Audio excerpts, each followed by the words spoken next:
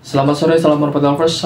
Sore ini kita bikinkan video jawaban dari pertanyaan kawan kita yang dia bertanya, Bang, masalah merpati dia nggak mau mengeram. Di sini nggak terlalu kompleks sih pertanyaannya. Entah itu merpatinya merpati bahan player, entah itu jantan atau betina, ataupun merpati tersebut udah rampas atau belum. Nah, di sini kita bahas kenapa sih masalahnya begitu? Karena banyak di luar sana yang mengalami hal seperti ini tapi bingung. Karena apa gitu loh. Dan semoga bermanfaat video kita sore ini.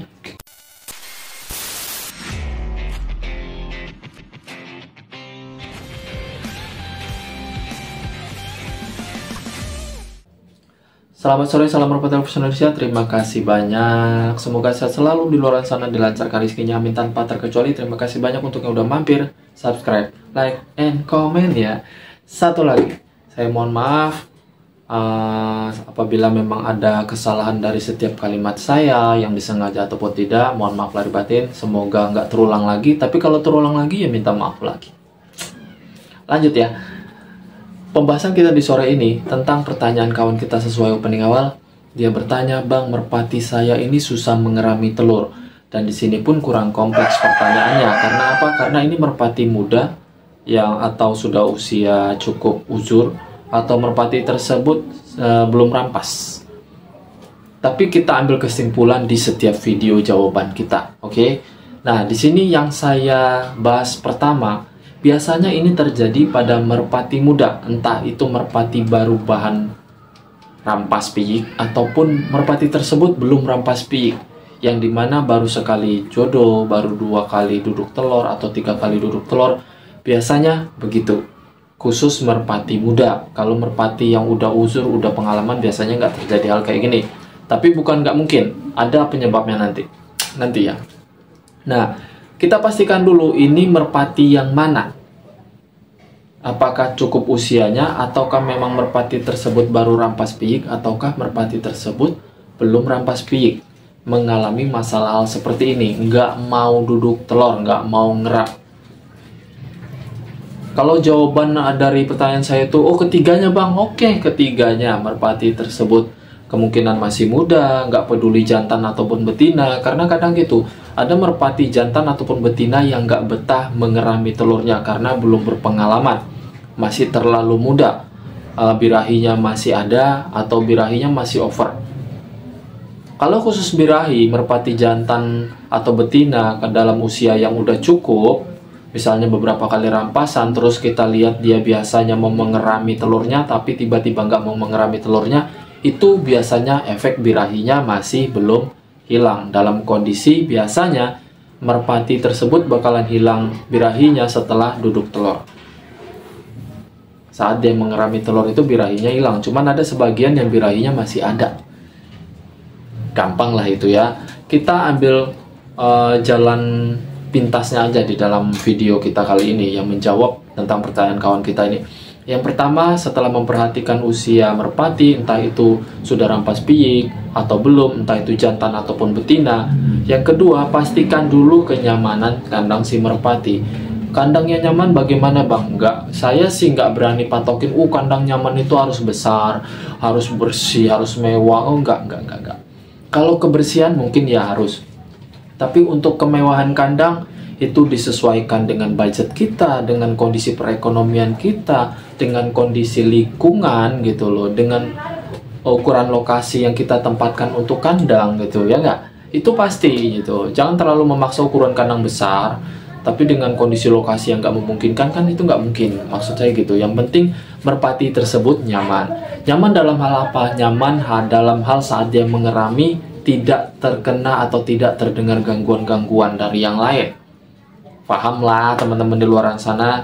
Nah, yang pertama tadi selain usia si merpati, yang kedua kenyamanan si merpati, kondisi kandangnya, yang ketiga kondisi sarang sebelum si merpati itu duduk telur. Ini yang paling penting. Biasanya kalau saya bilang merpati yang jantan ataupun betinanya sering ngiwir itu kan ngambil sarang ya, kita tahu ya bahasanya. Sering ngiwir, ngambilin sarang saat sebelum dia duduk telur, saat dia mau nelor. Biasanya yang namanya rumput-rumput atau tumbuhan liar di luar lingkungan kita itu kan biasanya nggak bersih tuh. Kalaupun memang ada yang bersih sengaja kita siapkan, biasanya serutan dari bambu atau nanti serpihan atau sebetan dari serabut kelapa biasa kan gitu tuh, yang sengaja kita siapkan. Biasanya itu kalau nggak kita netralisir bagian bawah kandang itu bakalan timbul kutu atau kumbang. Itu yang membuat si merpati tersebut biasanya itu nggak betah dalam mengerami telurnya. Nggak peduli itu merpati yang udah dewasa, udah berpengalaman, bahkan yang bahan piyik juga gitu. Kondisinya gimana bang kalau nggak nyaman gitu karena ada kutu atau ulat? Ya wajar, karena kotoran merpati tersebut lembab. Dengan kondisi sarang yang seperti itu, saat mengerami telur, otomatis kumbang-kumbang yang ada di sarang atau bekas kotoran-kotoran merpati atau ulat-ulatnya itu yang bakalan mengganggu si merpati tersebut melakukan pengeraman yang maksimal. Kalau saya pribadi ada tipsnya. 1. Dalam kondisi seperti itu, saat si merpati kita sedang ngiwir, sedang mengumpulkan sarang yang sebelum nelor, itu saya taburin tembakau, bukan pohon bakau. Tembakau rokok itu saya kasih sedikit, saya sebarin sedikit di bawah sarang tempat si merpati itu mengerang. Itu. Loh, apa nggak ganggu bang baunya? Nggak. Efek dari tembakau yang kita sebarin di bawah sarang si merpati tersebut yang lagi mengeram sebelum dia duduk telur, itu bakalan menghindari yang namanya nanti ulat atau kumbang yang ada di sarang merpati tersebut kalau memang kondisinya lembab. Jangan bohong, karena biasanya begitu, kondisi kandang lembab, kotoran yang menumpuk, otomatis merpati mengeram itu nggak nyaman. Ada ulatnya, ada kumbang kecil, itu kan kita tahu. Gue nggak tahu sih ya apa namanya ya, pokoknya itulah sesuai pengalamannya. Itu jadi kalau kita sebarin tembakau rokok nggak terlalu banyak, nggak perlu banyak banget, nggak, karena baunya nanti nyengat. Syarat aja sekedar buat menghindari nanti ulat itu datang atau kumbang itu datang lagi atau menyebar di kandang mengganggu saat merpati tersebut mengeram, itu bisa mengatasinya. Nggak perlu obat ini obat itu, nggak perlu bang. Kalau nggak ngerti beli tembakau rokok yang ada khusus beli tembakau itu nggak ngerti, nggak apa-apa bang. Rokok aja bang, lo beli bang, lo sebarin. Itu juga boleh, cuman bagusnya beli tembakau rokok yang asli. Bukan dari tembakau rokok yang kita robek rokoknya terus kita kasih ke bawah sarang, itu enggak. Beli tembakau rokok di pasar, di toko, di kios biasanya ada. Nah itu kalau trik gue bang.